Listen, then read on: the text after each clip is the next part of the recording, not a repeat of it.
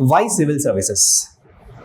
Most of you will have this thing in your mind because as someone who has cleared this examination, also as someone who is actively and consciously guiding students for quite some time, few words from my side, I believe, can reinforce your confidence.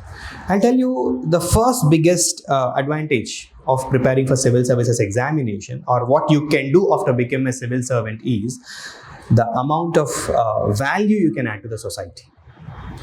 You can add a great deal of value to the society.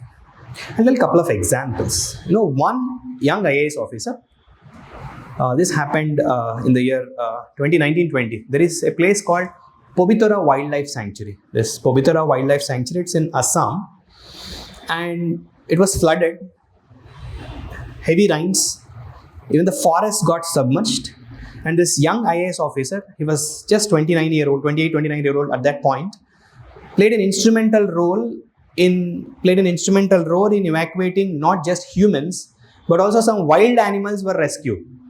And even wild animals were rehabilitated. See, rescuing and rehabilitating humans, of course, that also is a very big task, but assume the amount of effort, amount of seriousness that an individual requires to even rehabilitate a wild. You got my point? So, again, let me quote one more example. Another officer, during COVID-19, played an instrumental role in ensuring that the whole district got vaccinated to near 100% in a span of 8 to 9 days.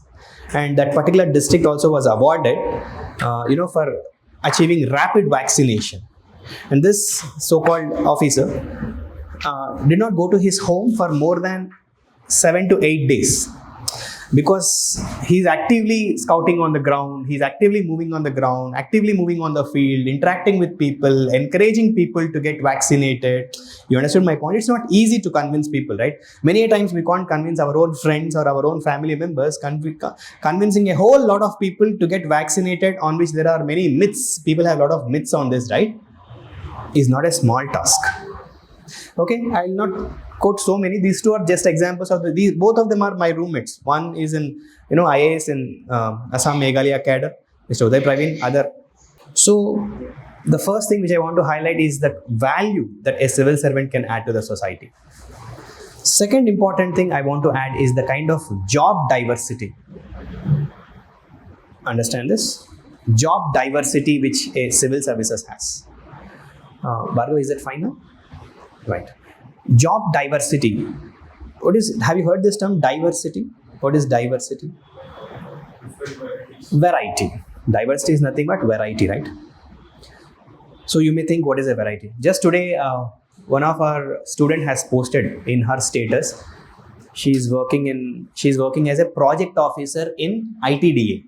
ITDA means Integrated Tribal Development Area, wherein the whole of the tribal areas and the development focus will be with this officer. Young officer at the age of 23-24, entrusted with the responsibility of administering the whole of the tribal area. You understood my point?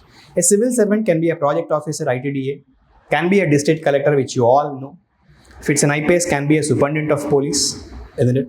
Can work with Enforcement Directorate, can work with Central Bureau of Investigation, CBI, can be a third secretary, second secretary, or first secretary of an ambassador when he clears as Indian Foreign Service officer. You got my point? And let's say he can be a secretary in Ministry of Women and Child Development, he can be a secretary in the Ministry of Petroleum and Natural Gas, and he can be, a CMD of Singareni Collieries, which is in our own Telangana. You understand the point? There are multitudinous roles, multiple roles a civil servant can perform in his lifetime. I can say it with all the confidence.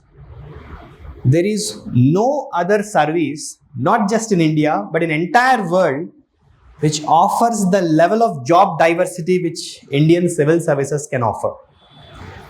It's phenomenal.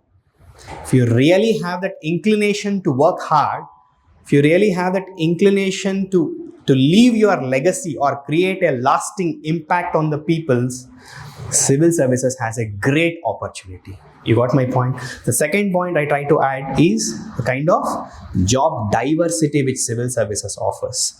Third point I would like to highlight in this context is job security.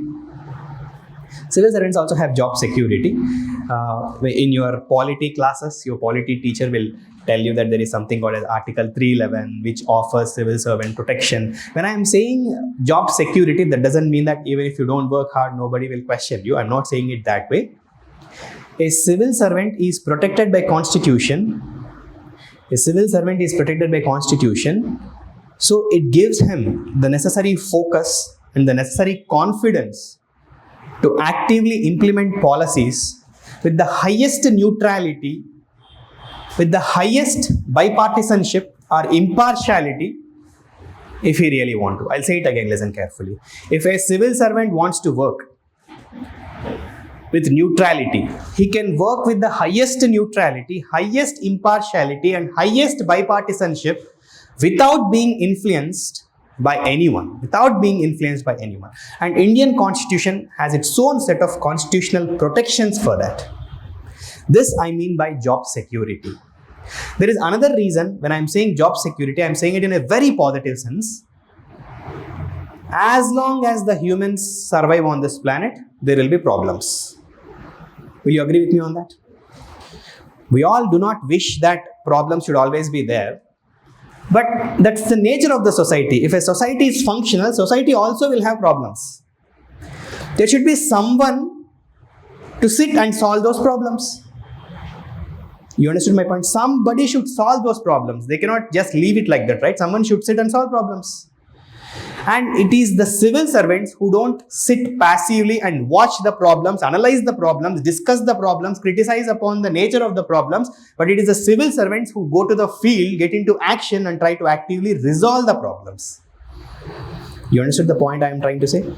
A civil servant is not a mute spectator.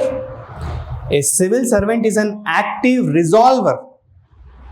Is someone who actively resolves the problems in the society.